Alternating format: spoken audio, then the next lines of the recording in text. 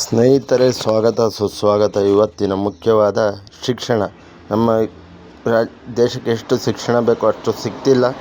Government ಶಾಲೆಗಳ ಅಭಿವೃದ್ಧಿ ಆಗ್ತಿಲ್ಲ. ನೇರವಾಗಿ ನಾವು ಇಂಥವ್ರ ಹೆಸರು ಹೇಳೋಕ್ಕಾಗಲ್ಲ. ಆದ್ದರಿಂದ ದಯವಿಟ್ಟು ರಾಯರ ನೀತಿಕತೆ ಅನ್ನೋದ ಒಂದು ನಿಮಗೆ ಹೇಳ್ತಾ ಇದ್ದೀನಿ. ರಾಯರೇ ಕಾಯೋ. ನಮಸ್ಕಾರ. ನಾನು ನಿಮ್ಮ ಕ್ವಾಟ್ಲೆ ಮುತ್ತಣ್ಣ. ದುಡ್ಡು ಅಧಿಕಾರ ದೊಡ್ಡದಲ್ಲ ಸ್ನೇಹಿತರೆ, ಗುಣ ಮತ್ತು ಅನ್ನ ದೊಡ್ಡದು ಅಂತ ರಾಯರು ಹೇಳಿದ ಒಂದು ಕತೆ ಹೇಳ್ತೀನಿ. ಕೊನೆ ತನಕ ಕೇಳಿ. ಜೀವನ ಬದಲಾಗ್ಬೋದು, ಆಗುತ್ತೆ ಅಂದ್ಕೊಂಡಿದ್ದೀನಿ. ದಯವಿಟ್ಟು ಕಥೆಯನ್ನು ಅಚ್ಚುಕಟ್ಟಾಗಿ, ನಿಧಾನವಾಗಿ, ಸಮಾಧಾನವಾಗಿ ಕೇಳಿ, ಆಯಿತಾ? ಒಂದು ರಾಯರು ಹೇಳಿದ ನೀತಿ ಕತೆ. ಬಡ ಬಾಲಕ ಹೇಗೆ ರಾಜನ ದುರಹಂಕಾರವನ್ನು ಬದಲಿಸಿದನೋ ಆ ರೀತಿ ಕತೆ ನಿಮ್ಮ ಮುಂದೆ ನೋಡಿ. ಅದು ಶುರುವಾಗುತ್ತೆ. ನಿಮ್ಮ ಮುಂದೆ ಹೇಳ್ತಾ ಇದ್ದೀನಿ. ದಯವಿಟ್ಟು ಸಬ್ಸ್ಕ್ರೈಬ್ ಮಾಡಿ. ನಿಮ್ಮ ಆಶೀರ್ವಾದ ಪ್ರೀತಿ ಸದಾ ಇರಲಿ. ನಿಮ್ಮ ಪ್ರೀತಿ ಆಶೀರ್ವಾದ ಸದಾ ಮುಖ್ಯ ಎಂದು ನಾನು ಭಾವಿಸುತ್ತೇನೆ. ಒಂದಾನೊಂದು ಕಾಲದಲ್ಲಿ ಮಹಾರಾಜ ಇದ್ದ. ಅವನಿಗೆ ತುಂಬ ಅಹಂಕಾರ, ಅಂದರೆ ವಿಪರೀತ ಅಹಂಕಾರ ಇತ್ತು. ನನ್ನಷ್ಟು ಶ್ರೀಮಂತ, ನನ್ನಷ್ಟು ದೊಡ್ಡವನು ಯಾರಿಲ್ಲ ಅಂತ ಯಾವಾಗಲೂ ಮೆರೀತಿದ್ದ. ಒಂದು ದಿನ ರಾಜ ವೇಷ ಮರೆಸ್ಕೊಂಡು ಹಳ್ಳಿ ನೋಡೋಕ್ಕೆ ಅಂತ ಹೋದ. ಅಲ್ಲಿ ಒಂದು ಪುಟ್ಟ ಗುಡಿಸಲು. ಶಾಲೆಯ ಮಕ್ಕಳು ನೆಲದ ಮೇಲೆ ಚಾಪೆ ಹಾಸಿ ಕೂತಿದ್ದು. ಒಬ್ಬನೇ ಮೇಷ್ಟ್ರು ಪಾಠ ಮಾಡ್ತಿದ್ರು. ರಾಜ ಕುತೂಹಲದಿಂದ ಕಿಟಕಿ ಹತ್ರ ನಿಂತು ಕೇಳಿಸಿಕೊಂಡ. ಮೇಷ್ಟ್ರು ಕೇಳಿದ್ರು, ಮಕ್ಕಳೇ, ಈ ಲೋಕದಲ್ಲಿ ಅತ್ಯಂತ ದೊಡ್ಡದು ಯಾವುದು? ಇನ್ನೊಬ್ಬ ಹುಡುಗ, ಮಹಾರಾಜರ ಅರಮನೆ ಅಂದ. ಇನ್ನೊಬ್ಬ ಆಕಾಶ ಅನ್ನಂದ. ಮತ್ತೊಬ್ಬ ಸಮುದ್ರ ಅಂದ. ಆಗ ಮೂಲೆಯಲ್ಲಿ ಹರಿದು ಬಟ್ಟೆ ಹಾಕಿಕೊಂಡಿದ್ದ ಬಡ ಹುಡುಗ ರಾಮ ಎದ್ದು ನಿಂತ. ರಾಮ ಹೇಳಿದ, ಗುರುಗಳೇ, ಈ ಲೋಕದಲ್ಲಿ ಅತ್ಯಂತ ದೊಡ್ಡ ಹಸಿದ ಹೊಟ್ಟೆ ಗುರುಗಳೇ.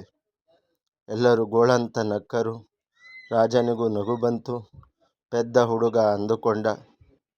ಮೇಷ್ಟ್ರು ಕೇಳಿದ್ರು, ಯಾಕೆ ಹಾಗಂದೆ ರಾಮ? ರಾಮ ಹೇಳಿದ, ಗುರುಗಳೇ, ಹೊಟ್ಟೆ ತುಂಬಿದರೆ ಗುಡಿಸಲು ಅರಮನೆ, ಹೊಟ್ಟೆ ತುಂಬಿಲ್ಲದೆ ಇದ್ದರೆ ಕಲ್ಲು ದೇವರು. ಆದರೆ ಹೊಟ್ಟೆ ಹಸಿದಿದ್ದರೆ ಅರಮನೆ, ಸ್ಮಶಾನ, ದೇವರು ಕಲ್ಲು. ಹಸಿವು ಎಲ್ಲವನ್ನೂ ಗೆಲ್ಲುತ್ತೆ. ಅದಕ್ಕೆ ಹಸಿವು ನೀಗಿಸೋ ಅನ್ನ ದೊಡ್ಡದು, ಅನ್ನ ಕೊಡೋ ಕೈ ದೊಡ್ಡದು. ಇದನ್ನು ಕೇಳಿ ರಾಜನಿಗೆ ತಲೆ ಮೇಲೆ ಸಿಡಿಲು ಬಂದಂಗೆ ಆಯಿತು. ಅಹಂಕಾರ ಕರಗಿ ನೀರಾಯಿತು.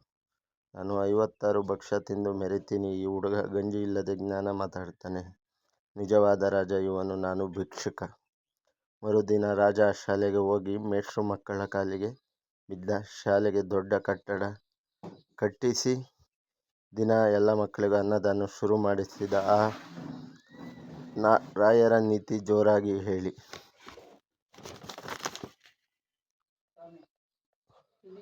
ಮಗು ಜ್ಞಾನ ಇರೋದು ಪದವಿಯಲ್ಲಿ ಅಲ್ಲ, ಅನುಭವದಲ್ಲಿ. ಅಹಂಕಾರ ಅರಮನೆಯಲ್ಲಿ ವಿನಯ, ಗುಡಿಸಲಲ್ಲಿ ಯಾರನ್ನು ಕೀಳಾಗಿ ಕಾಣಬೇಡ.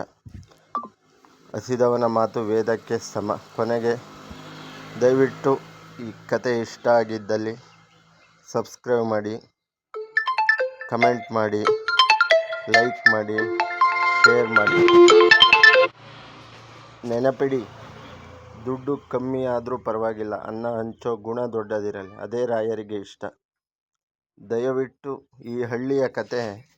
ಹಳ್ಳಿಯಲ್ಲಿ ಶಿಕ್ಷಣ ಅನ್ನೋದು ಮುಖ್ಯ. ರೈತರು ಹಾಗೂ ಬಡ ಮಗು ರಾಮು ಕಲಿಸಿದ ಪಾಠ ರಾಜನ ದುರಹಂಕಾರ ಇಳಿತು.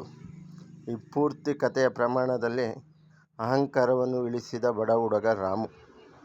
ನಿಮ್ಮೆಲ್ಲ ಒಂದು ಆಶೀರ್ವಾದ ಪ್ರೀತಿ ಇರಲಿ. ರಾಮುವಿನ ಕಥೆಯನ್ನು ನಿಮಗೆ ಇಷ್ಟ ಆಗುತ್ತೆ ಅಂತ ತಿಳ್ಕೊತೀನಿ. ದಯವಿಟ್ಟು ಎಲ್ಲರೂ ಸಬ್ಸ್ಕ್ರೈಬ್ ಮಾಡಿ. ರಾಜನ ಅಹಂಕಾರ ಇಳಿತು.